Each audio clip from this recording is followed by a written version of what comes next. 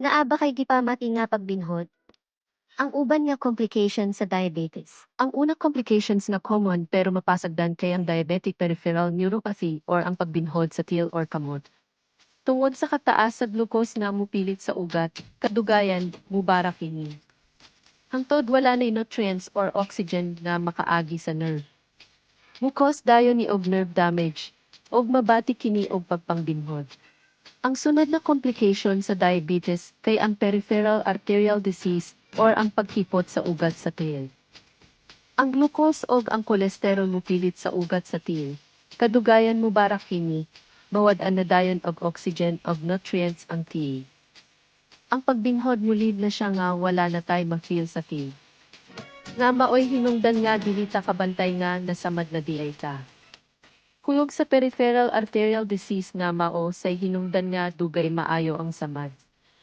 Ang uban maabot sa punto nga putlan og tiil.